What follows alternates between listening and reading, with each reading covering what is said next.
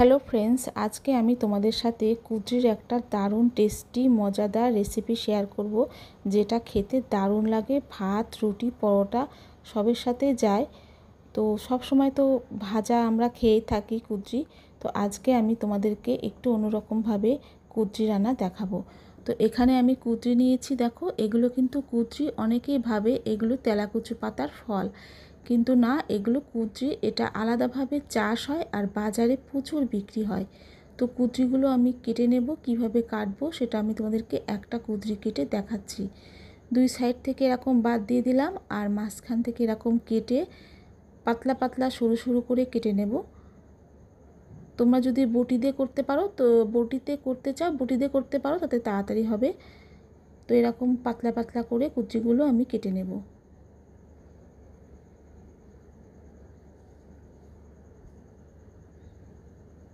দেখো এরকম পাতলা পাতলা করে সরু সরু করে কেটে নিয়েছি। এরকমভাবে সব কুদ্রিগুলো আমি কেটে নিয়েছি, আর কাটার আগে কুদ্রিগুলো ভালো করে ধুয়ে নিয়েছিলাম। তো এবার আমি রান্নার দিকে চলে এলাম। কড়াইতে সাদা তেল দিয়েছি, আর তেলে দিলাম কালো জিরে আর 3টে কাঁচা লঙ্কা, আর দিয়ে দিলাম একটা বড় সাইজের পেঁয়াজ। পেঁয়াজটাকেও আমরা এরকম কুদ্রির মতন সরু সরু করে লম্বা লম্বা করে কেটে নিয়েছিলাম, সেটা দিয়ে দিলাম। আর দিয়ে দিচ্ছি নুন, যাতে পেঁয়াজ তাড়াতাড়ি সফট হয়ে যায়। তো নুনটা দিয়ে পেঁয়াজ একটু নাড়াচাড়া করে নেব। খুব একটা ভাজবো না পেঁয়াজগুলো, একটু হালকা ব্রাউন কালার চলে আসবে যখন, তখন আমরা এতে কুদ্রিগুলো দিয়ে দেব। তো দেখো নাড়াচাড়া করে নিচ্ছি। তো পেঁয়াজের গায়ে একটা হালকা ব্রাউন কালার চলে এসছে। এবার এতে আমরা এই কুদ্রিগুলো দিয়ে দিলাম।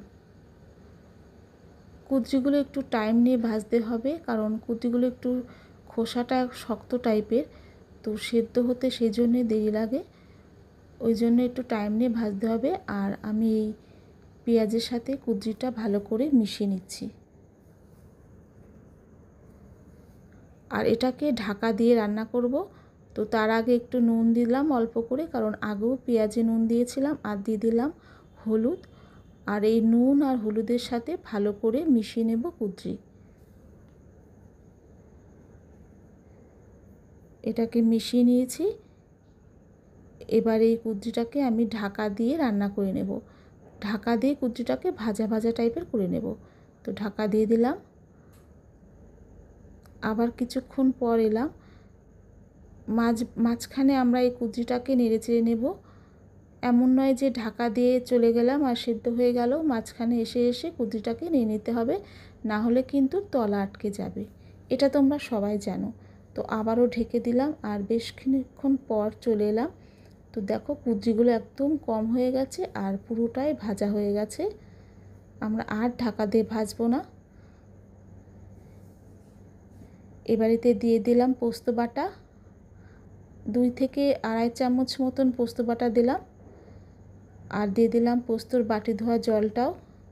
এবার এই পোস্তর সাথে একটু নাড়াচাড়া করে নেব, যাতে একটু পোস্তর কাঁচা গন্ধটা চলে যায়। তোমরা পোস্ত যদি কিনতে না পারো তাহলে এর জায়গায় সাদা তিল দিতে পারো, তবে পোস্তর টেস্টটা একটু বেশি ভালো হয়। তো নাড়াচাড়া করে নিয়েছি পোস্তর সাথে ভালো করে।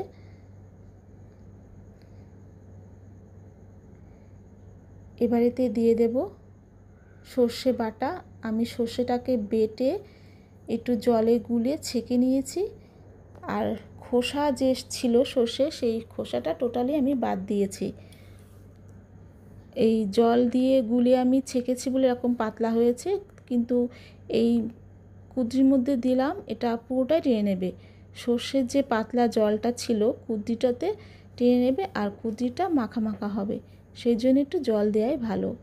তো দেখো আমি এই সর্ষে বাটার জল দিয়ে দিলাম, কেমন কুদ্রিটা মাখা মাখা হয়ে গেল। তো নামানোর আগে সামান্য একটু চিনি দিচ্ছি, যাতে টেস্টটা ব্যালেন্স করে। তো চিনিটা দিয়েও ভালো করে মিশিয়ে নিচ্ছি। কুদ্রি কিন্তু আমাদের হয়ে গেছে, আমরা আর বেশি নাড়াচাড়া করব না। সর্ষেটা সেজন্য আমি লাস্টে দিলাম, যাতে বেশিক্ষণ নাড়তে না হয়। তো হয়ে গেছে আমাদের কুদ্রি। আমি তোমাদেরকে পরিবেশন করে দেখাচ্ছি। এরকমভাবে বাড়িতে অবশ্যই তোমরা ট্রাই করে দেখতে পারো বন্ধুরা, খেতে কিন্তু দারুণ লাগে। আমার এই কুদ্রি রেসিপিটা ভাত দিয়ে বেশি ভালো লেগেছিল, তবে যারা রুটি প্রেমিক রুটি দিয়ে খেতে পারো, এটা ভালো লাগে। তো আজকের মতন এখানেই বিদায় নিচ্ছি, দেখা হচ্ছে পরবর্তী কোনো নতুন ভিডিওতে। ধন্যবাদ।